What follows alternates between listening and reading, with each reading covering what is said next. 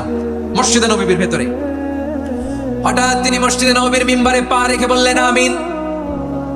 দ্বিতীয় ধাপে পা রেখে বললেন আমিন। তৃতীয় ধাপে পা রেখে বললেন আমিন। সাহাবারা অবাক হয়ে বললেন, ইয়া রাসূলুল্লাহ, ইয়া হাবিবাল্লাহ, তিনবার শুধু আমিন আমিন পড়লেন, কেন পড়লেন আমরা কিছু জানি না, আমাদেরকে জানিয়ে দেন কেন আপনি তিনবার আমিন বললেন।